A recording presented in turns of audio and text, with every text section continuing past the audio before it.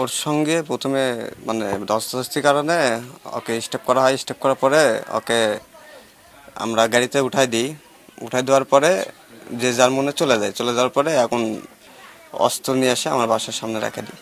আর phone আছে আর card আছে, ওগুলা বিলের মধ্যে ফেলা রেখে দিছি। মারছিল কোথায় সেটা? এটা কোম্পানির ইয়েতে আমবাগান গেটে। গত 1 তারিখ রাতে আমাদের পেপসিকো কোম্পানি, আমাদের এখানে পেপসিকো কোম্পানিতে একজন চিটাগাঙ্গের একজন যুবক কর্মরত ছিলেন। উনি আসলে ছিলেন একেএস, যে আপনার ট্রান্সপোর্ট এজেন্সির ম্যানেজার ছিলেন। তো তাকে আসলে অজ্ঞাত ব্যক্তিরা তাকে আসলে হত্যা করে, আসলে তাকে ছুরিকাঘাত করে। পরবর্তীতে আহত অবস্থায় একজন রিক্সা চালক তাকে জিয়াউর রহমান মেডিকেল কলেজে ভর্তি করেন।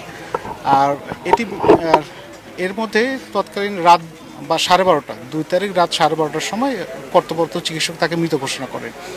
পরবর্তীতে আমরা এই বিষয়টি নজর আসে আমাদের 2 তারিখ দুপুর 2টার পরে আমাদের আসলে বিষয়টি কর্তৃপক্ষ আমাদেরকে জানান। তো আমরা আসলে প্রথমেই এটি আসলে যেহেতু একটি অজ্ঞাত ক্লুলেস মার্ডার এবং একই সাথে আমাদের যে সবচেয়ে বড় চ্যালেঞ্জ ছিল আসামিকে শনাক্তকরণ এবং কোন জায়গাটি ঘটনাস্থলে আসলে কোন জায়গাটি ছিল সেটি আসলে নিশ্চিত করা ছিল আমাদের প্রথম চ্যালেঞ্জ। আমরা আসলে পিবিআই নওগাঁ জেলার সহায়তায় আমরা আসলে ভিকটিমকে আমরা শনাক্ত করতে সক্ষম হই। তারপরেই আসলে আমাদের তদন্তে গতি আসে। তো পরবর্তীতে ভিকটিমের পরিবার গত 3 তারিখ, গত 3রা জুন আমাদের শাহজাহানপুর থানায় তারা একটা মামলা দায়ের করেন, হত্যা মামলা দায়ের করেন। আর সঙ্গে জড়িত 5 জন আসামিকে গ্রেপ্তার করতে সক্ষম হই। আপনারা ইতিমধ্যে দেখেছেন যে আমরা আজকে এবং বিজ্ঞ আদালত প্রত্যেক আসামিকে 5 দিনের জন্য পুলিশ রিমান্ড মঞ্জুর করেন। আমরা তাদেরকে জিজ্ঞাসাবাদের এক পর্যায়ে তারা স্বীকার করেন যে তারা কোন জায়গাটায় কোন স্থানে আসলে যে আমাদের যে হত্যায় যে ব্যবহৃত যে চাকুটি বা ছুরি, যেটি বার্মিস চাকু বলে পরিচিত, এই বার্মিস চাকু তারা কোথায় লুকিয়ে রেখেছেন আমরা আপনাদের সামনে আমরা তা উদ্ধার করেছি।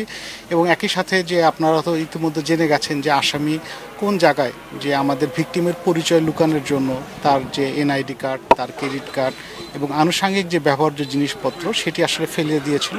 আমাদের তদন্ত অব্যাহত আছে। এর সঙ্গে আরও যারা জড়িত প্রত্যেকে আমরা ইনশাল্লাহ আইনের আওতায় আনব।